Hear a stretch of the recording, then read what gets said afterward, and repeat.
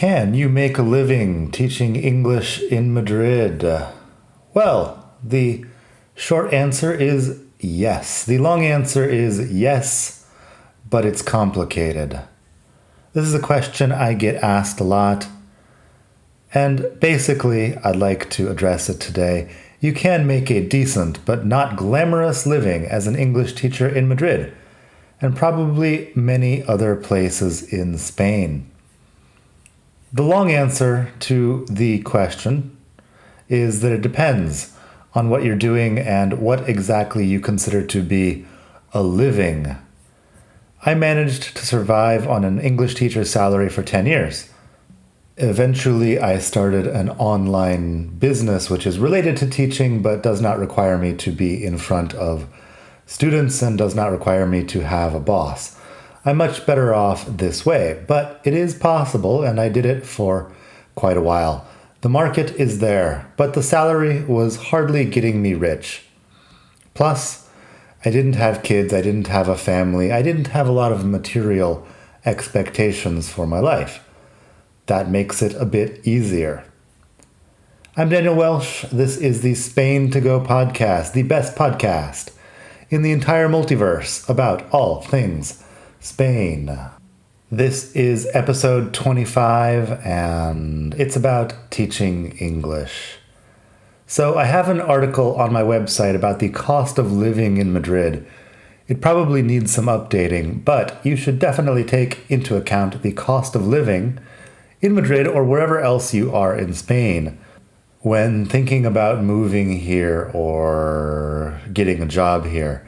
The cost of living is much lower than some other places you might be. It's much lower, Madrid and Barcelona are expensive cities for Spain, but they're cheaper than London or New York or places like that. However, the salaries are also much lower. If you move here, you might end up scraping by on salaries that would not impress people back home. Once again, depending on where home is. There are plenty of people who move to Spain and earn much more than in their home countries. You might be one of them. I certainly am one of them. I was not doing very much back on the ranch in Arizona, so I ended up earning a lot more money here in Spain than I ever did back home. Your mileage may vary. However, my Spanish salary, it must be said, was still not impressive compared to those classy, college-educated folks living back in the US who wouldn't have been very excited earning what I was earning. In any case, the lifestyle I was able to afford on my minimal Spanish salary was great compared to the lifestyle I had back in Arizona.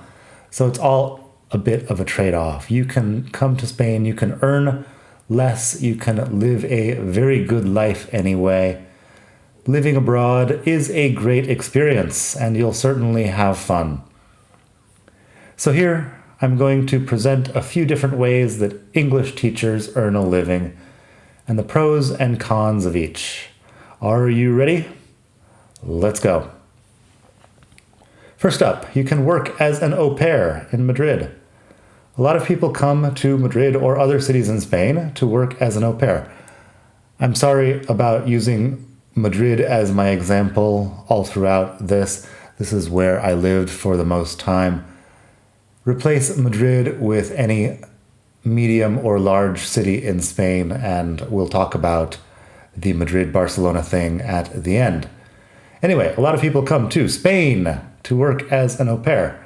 If you're not familiar with the word au pair, it's sort of a babysitter or nanny with language skills. You'll spend a few hours a day with the kids, and you'll usually live with the family. You might be with the kids after school when the parents are still at work. The pay is pretty low. It's just a few €100 a month, but you've got room and board covered. You probably live with the family, and usually your mornings are free to take Spanish classes or what have you. You'll probably be playing with the kids and speaking English to them while you're doing it. This helps the kids to grow up in a bit more of a bilingual way. Most of the au pairs I know or have known in my days are female. They're mostly from English-speaking countries or the north of Europe. I mean Scandinavia, Germany, places like that. Most are under 25 years old, so there's that to take into account too. Some families, it must be said, are looking for French-speaking or German-speaking au pairs. If that is your case, a lot of people, for whatever reason, want their kids to grow up speaking another language. I should also mention I know a lot of Spanish girls who have gone up to Ireland to be au pairs up there, and I guess they speak some English and Spanish to the kids. You know, the kids learn a little bit of Spanish, the au pairs learn a little bit of English, and everybody's happy. There are potentially other languages that are involved in au pairing here in Europe. I'm not really sure. I am also guessing that there are some men and some people over 25 working as au pairs as well.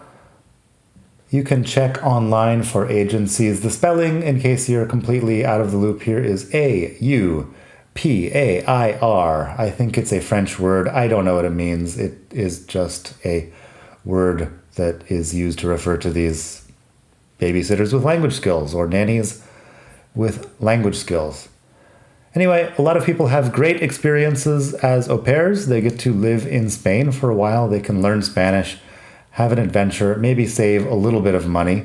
Not much money, but a little bit of money.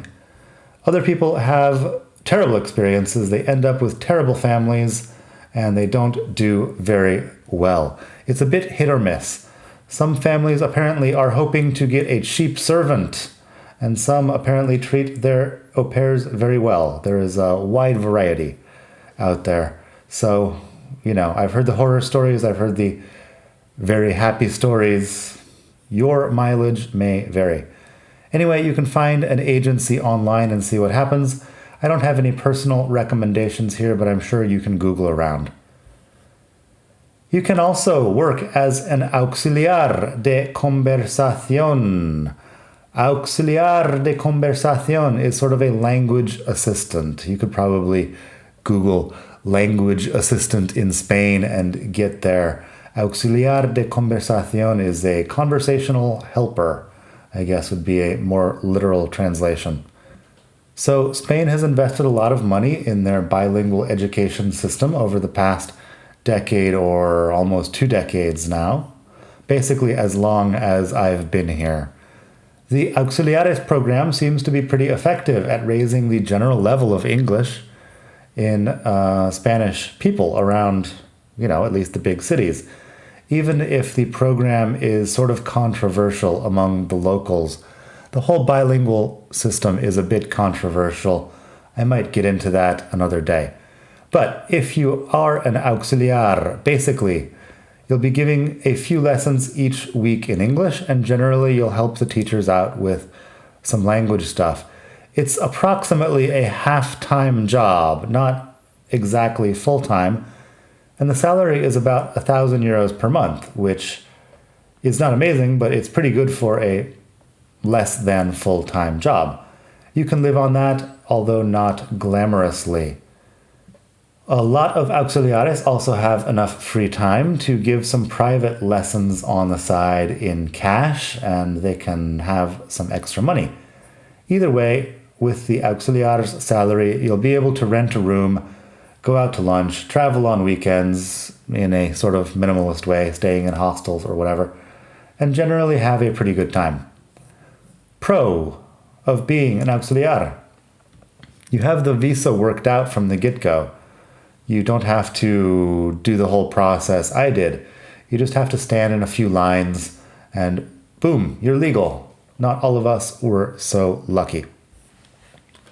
Cons to the auxiliar program. Well, I've heard that Spanish teachers in a lot of the schools are a bit unfriendly to auxiliares. This is the Spanish people who are teaching English or just the general staff. Here in Spain, you know, they love taking these huge government exams that give you a job for life. And if you just come in fresh off your university degree and start thinking that you're a teacher on their level, they might be a little bit offended or threatened. I've heard some horror stories about people being sort of frozen out by a whole staff of teachers. On the other hand, it really, really depends on the school. There's a lot of different schools doing this, and you might end up somewhere great. However, I'm not sure how to put this politely, but Spain and Spanish bureaucracy is not known for its high levels of organization and efficiency, so you might have to deal with that. I've also heard that your ideas about how children should act, if you're from the US or the UK or whatever, the way kids act here in Spain is a bit more rowdy and rambunctious in ways that you might not appreciate. Another con, I guess, is the application process, which has to be done from home and which is probably sort of long and complicated. You get the visa before arriving in Spain, but it's kind of a complex thing. You have to go through a bunch of the Ministry of Education's hoops. You have to fill out a lot of forms, get a criminal background check, etc. It's not exactly easy, but thousands of young people do it every year. I'm sure you can pull it off if you want to. For more information, check out some of the active auxiliares groups on Facebook. There's one in every major Spanish city, as far as I know. There are several in Madrid, several in Barcelona, and if you're in Vigo or Avila or something, there's probably something for you there too. And here's another option. You could give in-company English classes. Another common way to make a living teaching English in Madrid is that a lot of Spanish companies have an in-house English teacher or more than one in-house English teacher giving classes. Maybe in-house isn't exactly the right way of describing it, but if you applied for a job at a language school or academy, they might offer you company classes first. You'll be subcontracted out. They will pay you, part of what they get from the company, and the academy will organize things for you, just give you some students, and you're off to the races. Pros of this system: the hourly rate is usually higher than some other things. Your students can be fun. They could be pretty boring, but they could be fun. You might learn something from seeing the inside of a bunch of different industries. I definitely learned a lot from teaching in the different places I was teaching in back in the day. I was teaching like an important internet company, which gave me a lot of inspiration when I was starting my own online business. I was teaching at Banco de España, the Spanish National Bank, during the economic crisis. That was an interesting thing too. The cons: you'll probably be running around town on all forms of public transport all day long. I used to crisscross the city for 16 euros an hour when times were good. Then, when times got bad in the economic crisis, I continued crisscrossing the city for just over 10 euros. It sucked, and I'm really grateful to be out of that game. Another con would be the early start. A lot of your students are probably executive types who want to do English before their real work starts. So that is usually around 8 a.m. After that, you might be free until 1 or 2, you might do a few lunchtime classes, and then be free again until the evening. You're working when other people aren't, and it's a bit inconvenient. My experience with in-company classes was just that. It was 12 hours out of the house on most days, with only 5 or 6 hours of actual in-class money-making time. Then there's the issue of the management. Sometimes some rather shady, unscrupulous types end up starting language schools because they think it's easy money. I don't know if it's actually easy money, but you can have some pretty wacky bosses who will ruin your sleep at least. On the other hand, if you have contacts or more business acumen than me, you can probably find a way to eliminate the middleman, in which case you can earn pretty good money by dealing with a company directly. I know some private teachers who manage to work out contracts with companies directly, and they do very well, but mostly they've been around a while and they know people. And like I said, they have more business acumen than I do. Here's another good option. You could give private English lessons in Madrid, the famous clases particulares. I did a lot of this back in the day, a lot of this myself. Giving private English lessons can be fun and relatively easy money compared to some of the other options. There always seems to be a healthy demand for one-on-one classes. Now people do a lot of it online, which you could also try. I was doing it way back in the day for 20 euros an hour, going to people's houses, going to offices, going wherever. This was way back in the day, by which I mean 2009 or so, when dinosaurs ruled the earth and we all carried candy bar phones. The price seemed to be holding pretty steady at 20 bucks an hour. I never managed to charge much more, except for a couple of people who paid me 25 for a little bit. Most people seemed pretty set on 20. However, I also never had to go much lower than 20. Some teachers manage to position themselves better and earn more. I'm not sure how. You should definitely find one of those teachers and ask them some questions. The cons to this system would be the transport. Again, the main con is the transport. The students don't care that you took an hour to get to their house, and they're probably not going to pay you more because of it. This is logical. I know it seems unfair, but you don't ask the chef at a restaurant how far he traveled to come to work. He just has to show up on time, do his job, etc. It's not really relevant. So the transport might suck. If you live in a nicer neighborhood, you could find classes closer to home. If you live in a neighborhood where that kind of thing is popular, you could do pretty well. Or you could just suck it on the metro for 9 hours a day. I was generally sucking it on the metro for 9 hours a day. I was living in Vallecas, and so everything was far away.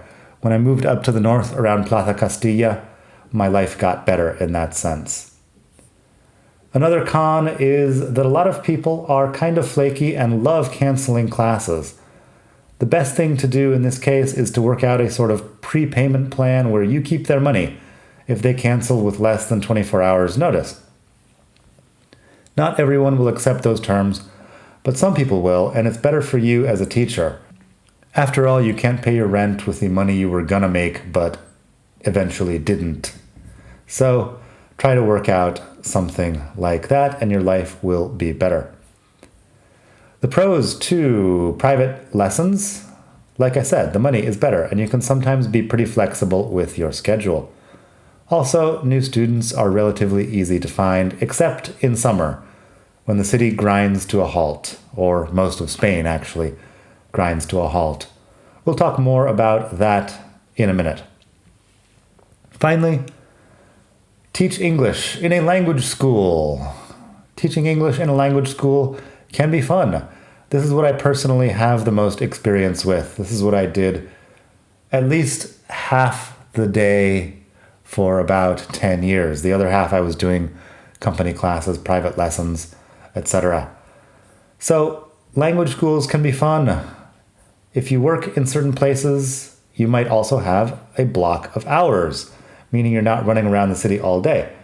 I spent most of my time teaching English working in a language school that has since gone out of business, but I met a lot of great people doing it and I had a lot of fun. Most years, my block of classes was from about 4:30 to 9:30 p.m., so I finished late every day. But it sure beat the hell out of doing those early morning classes in companies. I should mention I was sometimes doing the early morning classes in companies and then doing the 4:30 to 9:30 p.m. thing. In the language school, you have to cobble together your own schedule most of the time because you're not going to get a full-time schedule most of the time from one place. Cons of the language school system. Well, the salary is okay, but usually lower than what you'll make on company classes. On the other hand, the block hours mean that you'll often make more per month because you'll be able to fit more classes into the day. Another con, most schools won't give you much help with the work permit, so you have to get that taken care of before coming, or you could do the thing that I don't recommend at all, which is do what I did and come without a work permit and work it out much, much later. Don't do it. It's a long process. It probably requires a lawyer and a lot of pain and suffering. And as usual, this is not legal advice. The only legal advice I'm giving you is don't do anything illegal. If you message me, I will try to help you, but I'm not an expert on immigration law. You really need to contact a lawyer. Anyway, the fact is that not everybody teaching English in Spain has a work visa when they arrive. You might be able to do a bit of under-the-table work, but I would never, ever, ever recommend you do something like that. Keep it legal, as I've mentioned. One final con. You should have a contract if you're working at a school, but not all contracts are created equal. There are a lot of different kinds of contracts. A lot of schools might give you some sort of partial contract in order to avoid paying your Social Security. Others will give you a contract which is only for part of the year and expect you to get unemployment, to be, as the British say, on the dole during the summer. A lot of people do this. To me, it sounds like a system that is a bit painful, but the language schools don't have any work during the summer for the most part, and so you don't either. So, like I said, if you're on a sort of partial contract where the contract only reflects 50% of what you're actually working, well, you're going to have some problems because unemployment will be calculated on how much your contract says, not how much you are actually working.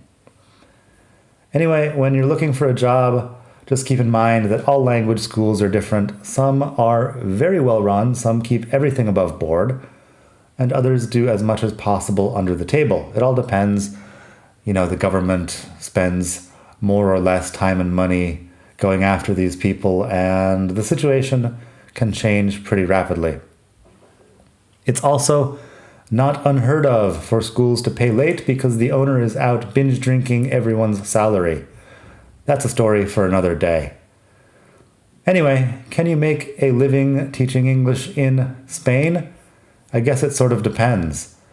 The most I ever earned was with a mix of company classes and working in the language school, and that was about $1,500 a month.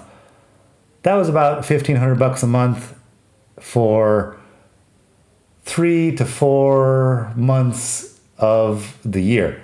Most months I was earning $1,000 or $1,200, and in summer, the long hot summer, I was earning pretty close to zero.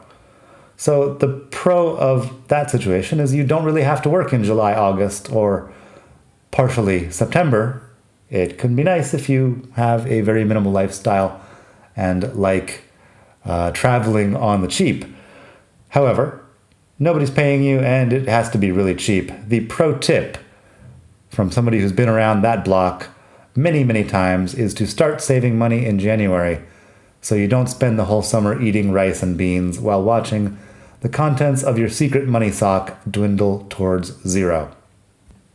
I say secret money sock all the time. I literally used to have a sock full of 50s that I was saving from January until the end of June, and I would keep it in my sock drawer, and when the sock full of 50s started getting light, I would know that it was time for me to try to find some, private lessons in September or beg my boss at the language school to give me something to do around the school.